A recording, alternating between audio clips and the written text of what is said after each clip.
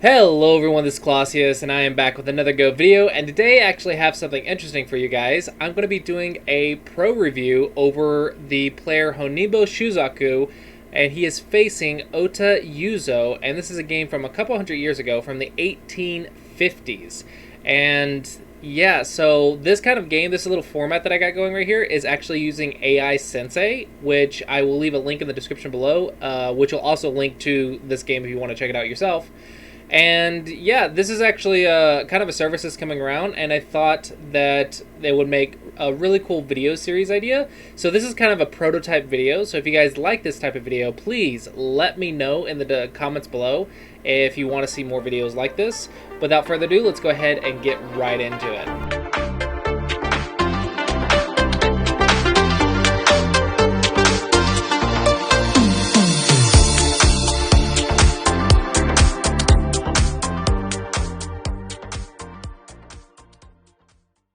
Alright, so the first thing to note about this game is in the 1850s, Komi did not exist, so already on the first move, Black is already up by 5.9 points.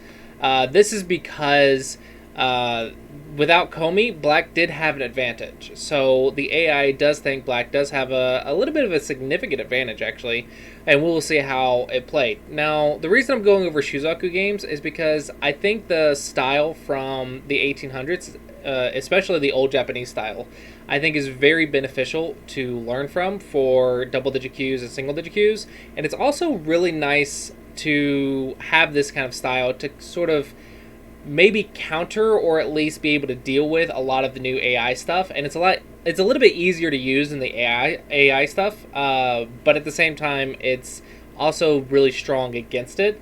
So it's not like a perfect counter or anything like that. I'm not saying anything like that, but this is kind of a style that I use to deal with my opponents playing these new speed variations while I play solid shapes and kind of apply the classy approach with it. And I think this is a great era to learn from, to learn shapes and pattern stuff.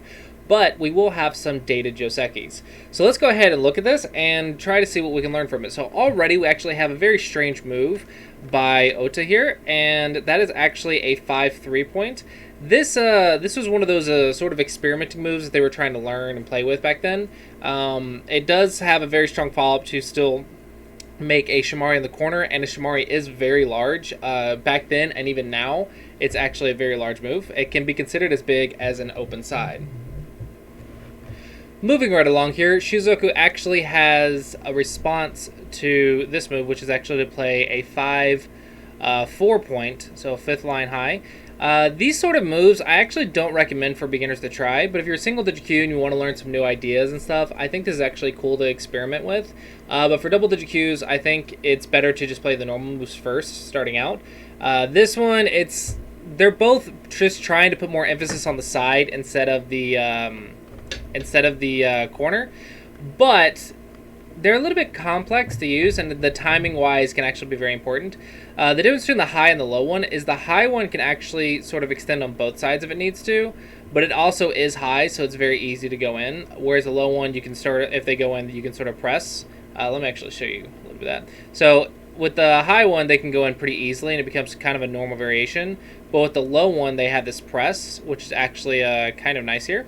So the low's a little bit more powerful to deal with the corner, but the high is a little bit more flexible.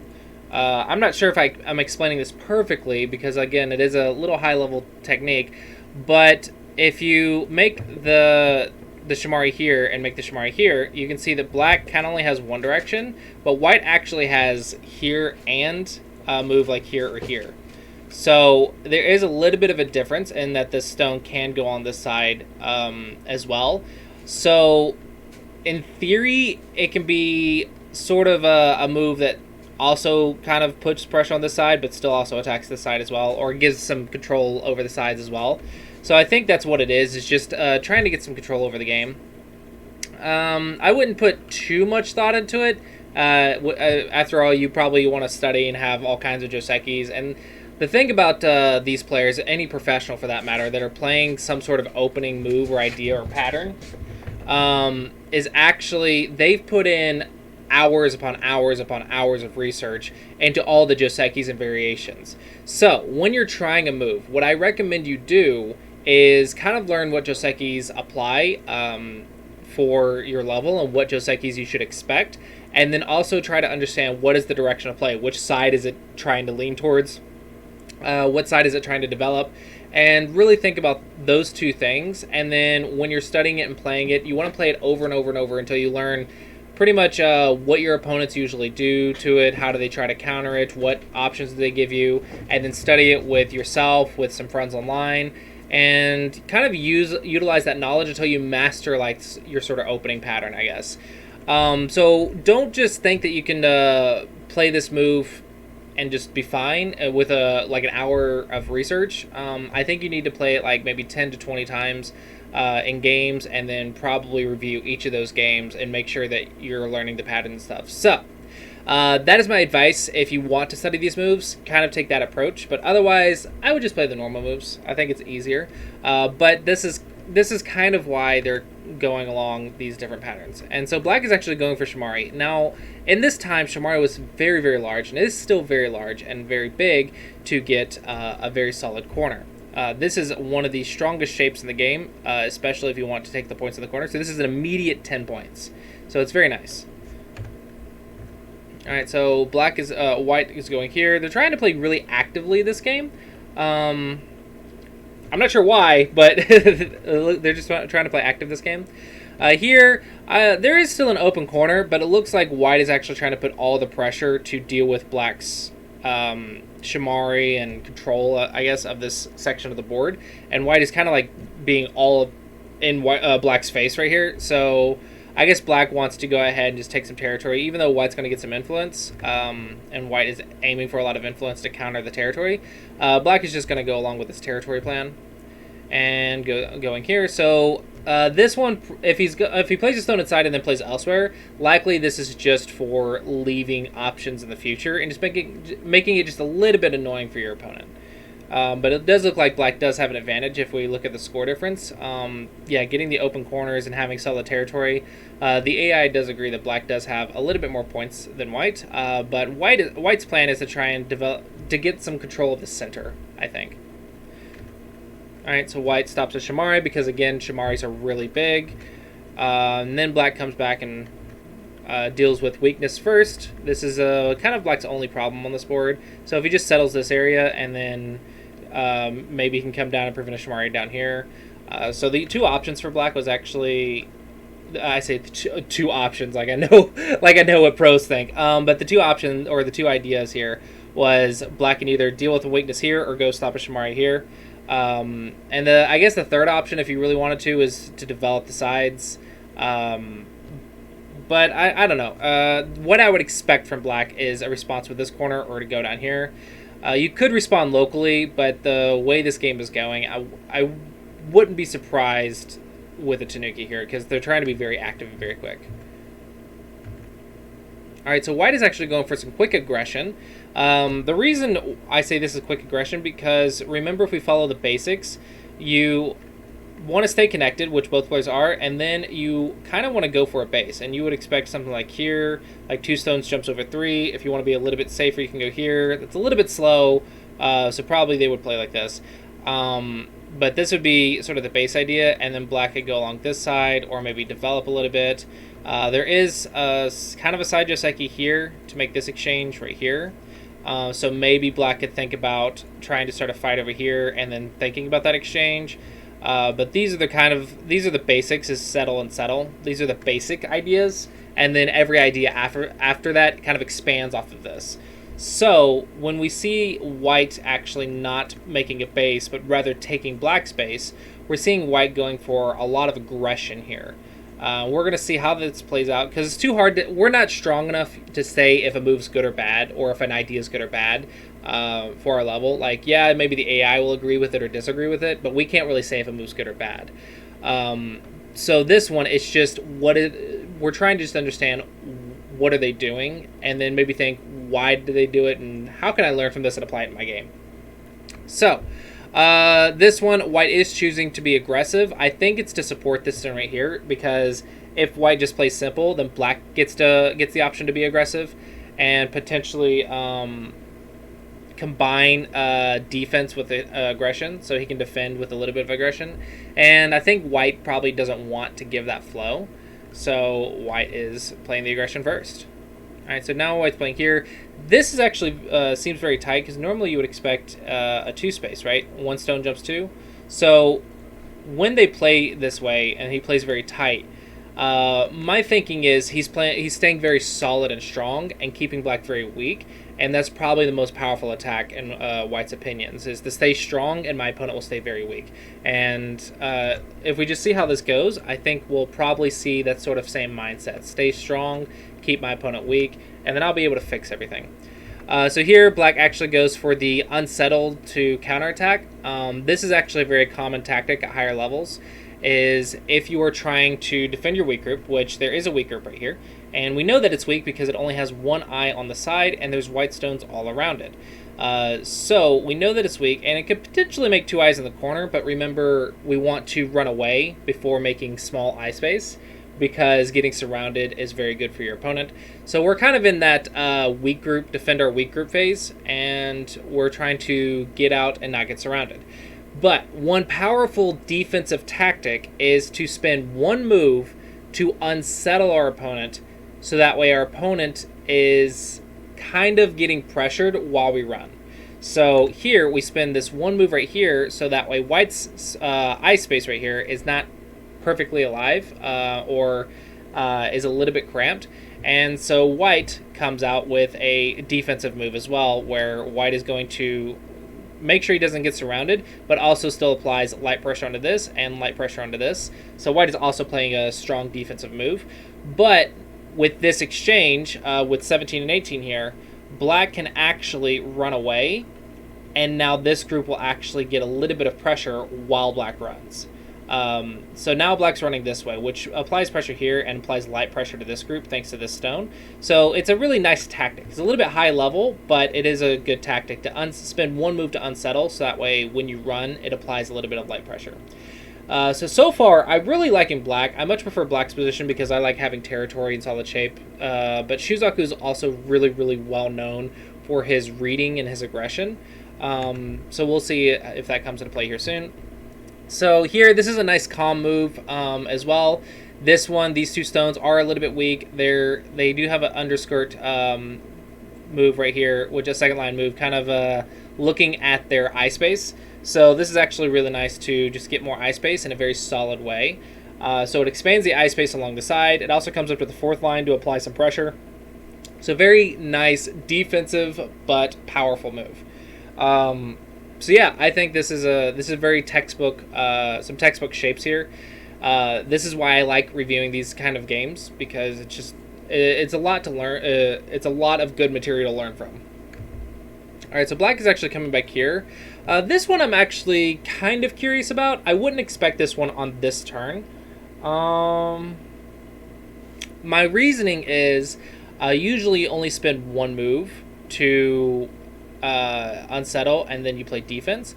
But with that being said, above my level, there is a sort of idea that a group is no longer weak. Well, I say no longer weak. A group is considered light instead of weak after a certain point. And light basically means they can't get a severe attack off, or they can't get major profit from attacking you.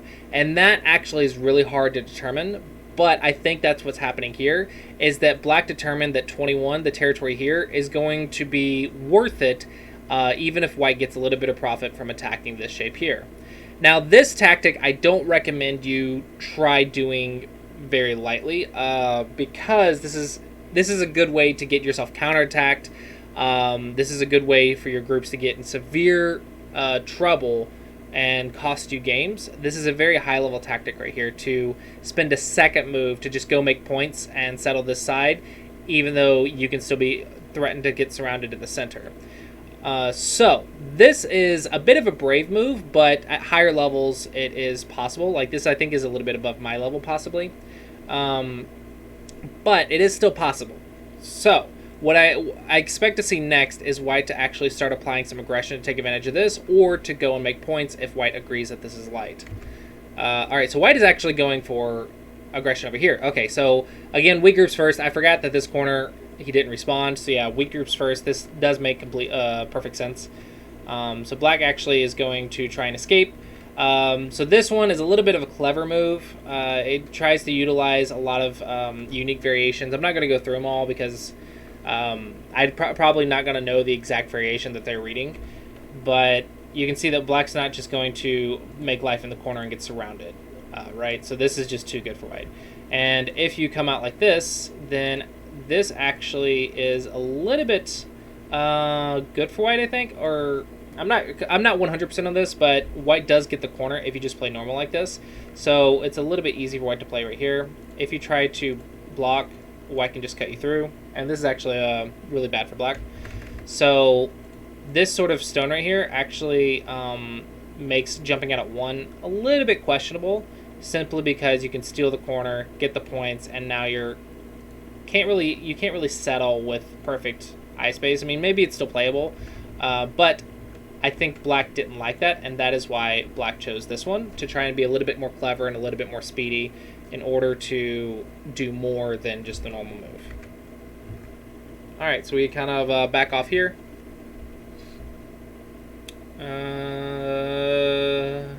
Yep, so far so good. So black just stays connected, white protects his weakness, and now I expect I want to say run out, but this eye space is getting big in the corner, so I'm actually not sure. Oh, I did not expect this. He's actually going to play elsewhere. So this is actually very interesting. I don't know if I agree with this personally. I can't say it's bad, of course. They're much stronger than me. But I don't know if I would prefer to play this way. Black has 2 light groups. That means white is going to potentially get a very severe attack in the future. Now, black can play this way to try and get a lot of points, especially since there's no Komi. Having territory and preventing white getting territory is actually very powerful for black. So all the pressure is now on white to take advantage of these 2 weak groups on top. And it looks like black is also playing this move instead of... let's go back here. Instead of playing like this move. Because if we play this one, there is a lean and white will get some control of the center. But if we play this one and white just takes the corner, then arguably we might be able to get something right here to pressure those 3 stones, which might prevent an attack in the future. It's really hard to say, but I think that's the theory behind this.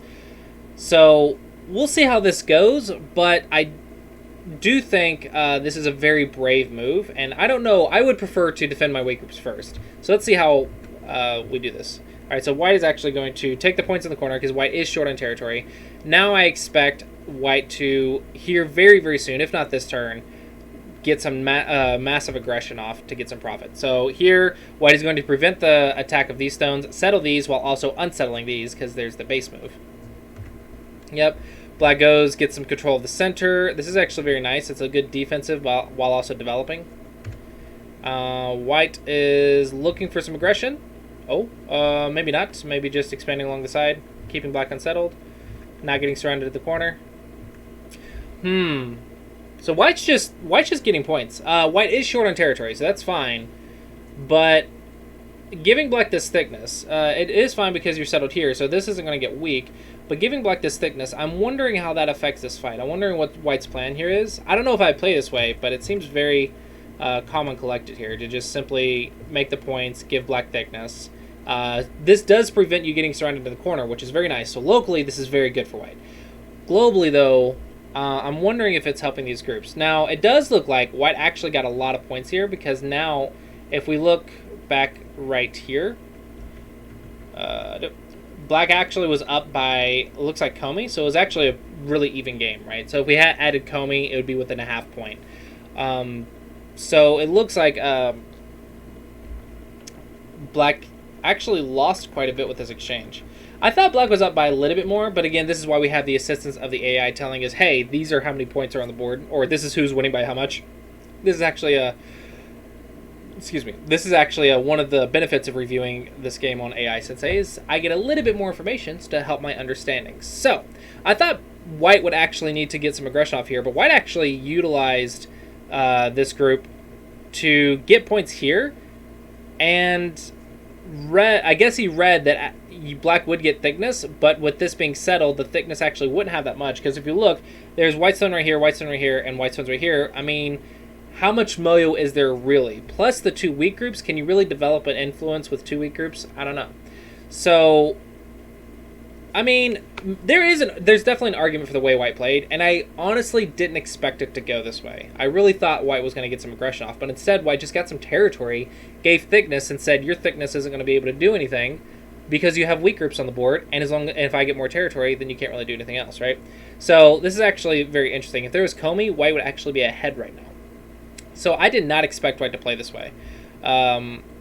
So yeah, let's see how this goes. Let's see how this proceeds. I might be understanding the situation wrong, but bear with me as I do the best I can. All right, so white settles here. This does prevent black from kind of attacking this group, and does get you a base, and also solidifies a couple points. So nice defensive move. Black getting some points to, you know, I guess settle this group, and it is a very territorial game. I want to say black has the advantage points-wise because of this section right here. But there are 2 weak groups, and the AI does take all of that into account when calculating this little score right here. So for me, I would say black's ahead and white needs to do something. But for the AI is already taking that into account, and the AI says white would be winning with Komi. So this is actually very interesting. All right, so white is going to unsettle, and here we are going to get into that attack. Very textbook shape right here. Very nice 3rd line, 4th line, 4th line, 3rd line. Very nice territorial framework right here. And now this group is unsettled because it has no eye space on the side. There is white stones around it on both sides, so it is getting attacked very harshly. But I wouldn't say severely just yet because it would need maybe one more move to be severe. But it's still under a good attack, and the fact that all that's left is the center, the sides are kind of all settled. It's going to be very interesting to see how this goes. I think white should have the advantage if white does a very strong attack here, because I think white can handle this area pretty easily by utilizing the weaknesses on the board, and white might have enough territory for that. So I think that is what this score is translating to. White doesn't have Komi though, so that's why black's probably still up just by a little bit, but I think white actually has some cool plans here. Alright, so we do see black making very nice shape actually while running with this group. I really like the shape here. You get 2 tiger's mouths, so potential eyes right here. The connections are very nice and strong. Also making sure that black doesn't get surrounded very easily. So yeah, definitely like black shapes here. Alright, so now black is actually going back and settling this one. Remember I said black could settle with this very easily. So black is saying the surround isn't that important anymore, but letting you attack me here and getting the surround in sente is going to be something not worthwhile. So the timing here is pretty much saying black saying, I'm just going to settle my stuff and have territory. It does look like the AI thinks this is just slightly slow. Slightly slow. So white going here. This is again going for the points. White actually has very good eye. Has a very good eye for the territory in this game. I mean, yeah, white is one of the strongest players in history, so of course it's going to be true. It's just when you study it slowly like this, you kind of get an eye, like a more understanding of just how insanely accurate these guys are and how good they are at making territory. This is actually one of the reasons why I think reviewing these games are very beneficial, is just understanding more about this stuff. Yeah, so white is going for this area. So remember, I thought black was up by this area, but I thought white was going to be able to handle it by utilizing the weaknesses here. So white actually was able to utilize the weakness here to settle. This is not perfectly settled, but pretty okay. There is a monkey jump here. If we go black, there is a monkey jump here.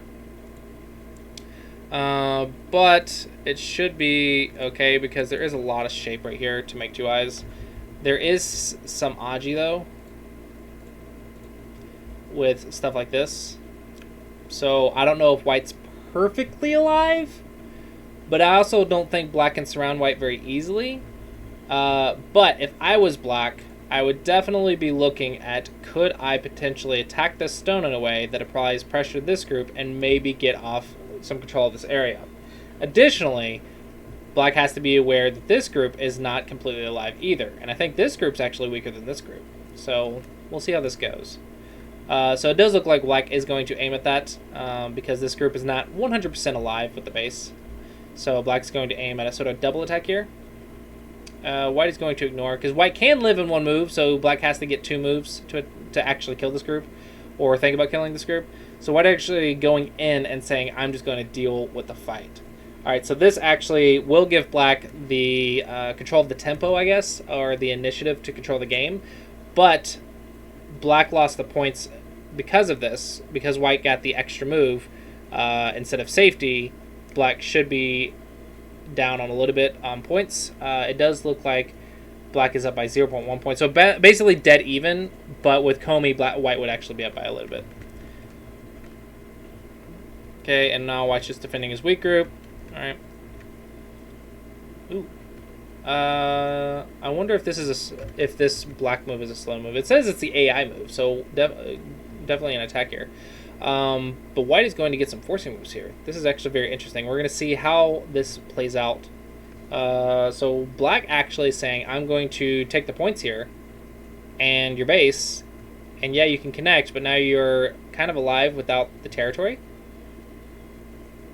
Alright, so it looks like white is settling in the center in exchange for the points on the side, and now black is going to try to push that lead, I guess? We're just seeing a bunch of defense and offense here. Alright, and now black is saying, okay, now I've gotten my profit from the attack. These points look small, but they are not small. When the difference is like so tiny, it's like less than a point, or the difference is like a point. Getting like 6 points like this, 6 to 8 points like this is huge, right? Huge. Plus he got this move. So black actually got a lot of territory here, but white did get to connect his group very solidly, and this is actually really hard to attack. Not impossible, because it doesn't have any eyes, but remember, this one was considered light, and they're really good at treating groups lightly. So now white is unsettled and black's unsettled, so it looks like black's going to settle and then maybe aim at getting some points by attacking this a little bit. And then after these two groups settle, we'll probably be in endgame. Okay. And I'm not going over the exact moves here because it's above my level. We're just trying to understand the best we can. Okay.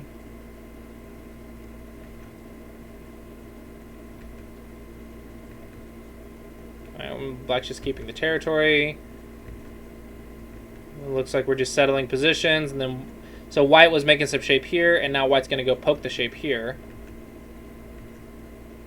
And it's kind of a fight to see who's weaker than who. It looks like they're going back and forth between these two fights right now to try to say, hey, you're weaker than me, and no, you're weaker than me. So we'll see how this goes. Ooh. So these 3 stones actually got cut, and now this is actually a really solid line to attack this. So now this group is looking really weak. Okay, looks like white might just defend while attacking this and take sente in endgame. Maybe that's the plan.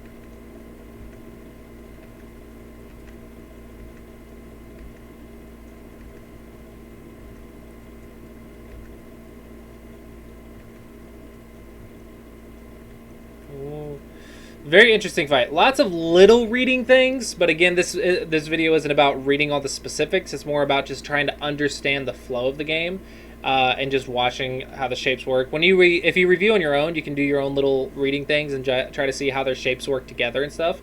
I do recommend that, but for the sake of the video and considering the video length, I just want to make sure we understand the overall concepts here. Okay, so this is actually a little bit of a fight to try and... Black's trying to help this while also attacking this and keep this cut. White's trying to connect and sente while attacking this. Lots of just little things here. This sounds an interesting timing. I'm going to have to say, like, this one I don't quite understand. Just doesn't feel like it has much to do with the two fights, but maybe it does. Maybe there's something here that I just don't see. All right, and it looks like black is going to take sente for the Yosei. So he's going to take the initiative for the endgame. Alright, so both players do look strong and do look like they connected just fine. This area kind of went like how I expected. Not like I don't know the exact moves, of course, But the ideas kind of went how I expected. They were both fighting for the initiative here, or for sente. It looks like black did get the sente a little bit. So I want to say black will have the advantage going into Yosei. But if we look at the score difference here, it is close, so I think black does have the advantage. But with Komi, I think white would be up by a little bit more.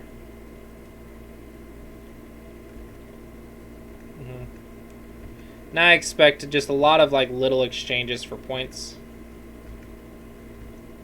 A lot of endgame tactics.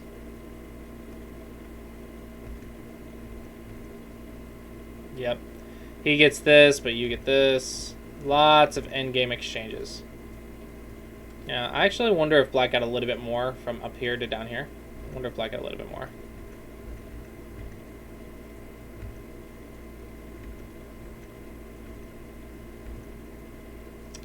Alright, and now we're seeing this move activate a little bit. So we'll see, maybe there's a couple points here that white's going to get from thanks to this move and the follow-ups. Maybe not. Maybe not. Okay, white is just keeping black cut. This group's not alive. I don't understand. Is this group not important? Why are we doing this? There we go. There's the defense. But white lost the points here. What did he get in exchange? These 3 stones. Okay, so there was lots of little exchanges, just I guess for a couple points. But I think black actually got a little bit better deal here. It looks like.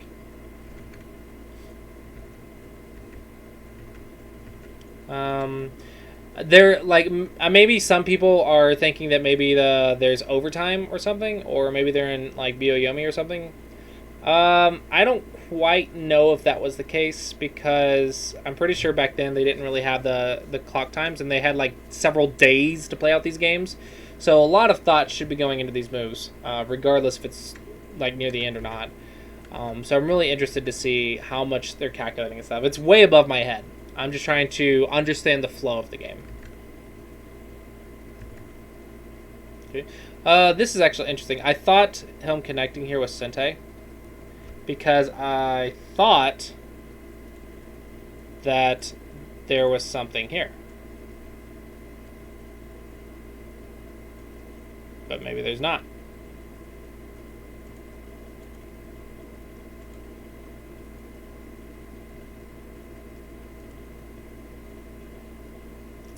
Yeah, maybe there's not, because that's just alive. Plus there's an eye right here.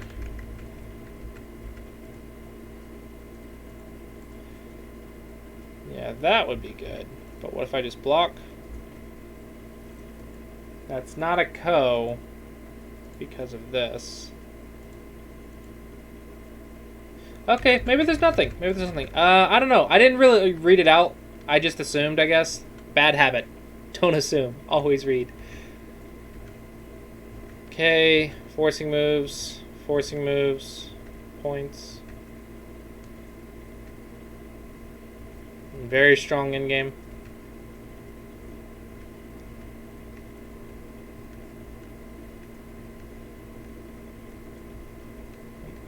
And yeah, the rest is history, literally.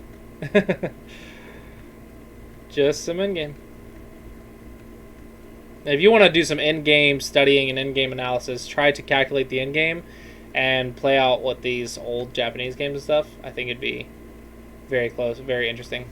So yeah, at the end, black does win by 3 points. If there was Komi, white would have won by 3.5. So I think Shusaku is really, really strong with this game. Really, really fast, and really good at making territory. So I guess where would I think the highlights are of this game? I think the highlights are probably these fights. It's very high level, but how the players handled the lightness of their groups, especially going back and forth right here, it just looked so even. So even though like this was a 3-point game, I feel like this game was like super, super, super close and just so even with these fights. Both players were trying to take advantage of the other and get to the end game first. The territory was close. And I guess my favorite part of the game was actually how white handled the corner down here. Let's see if we can get to that. Yeah, right here. So actually how white handled this knight's move, I actually was thinking that white would need to be a little bit more aggressive here by attacking up here. But it looks like white was able to calculate perfectly, I guess, and just said, no, territory's enough here. Yeah, you get thickness, but who cares, right? I've already canceled out your thickness. You can't really make a gigantic Moyo because of these weak groups. I'm able to handle this area because of these weak groups, and now I have more territory than you, or at least, you know, if there was Komi, I have a lot more. I have a lot of territory to keep up with you, and it's a close game, and I should be able to. And I'm going to rely on my fighting skill. I mean, that's some confidence right there. Some confidence, good judgment, and very good reading, right? So I don't know if I can play this way. This is kind of really impressive. This is the part that impressed me the most. I think black also had some very interesting strategies that I wouldn't play. Like black is going for the Tanuki over the weak groups and going for the points and giving himself like a territorial lead in order and just saying I'm going to deal with the fights. White countered that by also getting territory and saying that I'll deal with your profit or I'll deal with your influence from the fights. And then both kind of like handled the fights pretty dead evenly, I think. I think the fights were like dead even. I didn't really see anyone taking advantage from my understanding. So these two like different ideas, just both saying that, hey, I'm gonna just make some territory and deal with these fights. That is like really hard to do and execute. You have to have super good confidence in your ability to fight and defend your weak groups. You have to have good confidence in your ability to attack a weak group and get profit. Also, you have to have very good reading to read out how it's going to go, and then judgment to say, okay, this is how it's going to go, this is what's going to happen, and this is what I need, and so I'm going to need some territory before I launch this attack, and just to calmly execute that. So, what can we learn from this game? I think it's just understand that there's more than one approach to the game, like understanding that light groups are a thing at higher levels. Like, yes, weak groups first, but once a weak group becomes a light group, then you can start considering Tanukiing. I think, though, that that's Dawn level stuff. Like, I don't know if I'm brave enough to do that yet either. This is probably stuff that I need to work on. But I think that's some high-level thinking right there. I think the other thing you can understand from this game is territory is very important. It's the basis of the game. If you can make some solid territorial frameworks, I think that's really good. And let's see, the last thing I really want you guys to take from this game is hopefully this helps you guys understand the flow of a professional game or of a top-level game. Hopefully I was able to express that in a way that you guys can understand. If you guys did like this video, please leave a comment down below. I don't know about the length of the video, but hopefully the quality of the video was pretty good. I apologize for cat noise in the background. And one thing I'm actually very interested in is, do you think you can learn from this type of video at your level? Be you a single-digit Q, a Dawn player, or a double-digit Q, or a beginner, or a brand new player? Do you think that... Did you understand the flow of the game? Did you understand the game, and do you think you can learn from it? I'm really curious to hear you guys' feedback. But yeah, that's it for the video, guys. Hopefully you guys found this game very exciting. This is one Shusaku lost, but I still think it was a really great game and showed both players' skill in the game. I think this is just a really cool game to study. So hopefully you guys enjoyed that. As always, guys, thank you guys so much for watching, and I look forward to seeing you guys next time.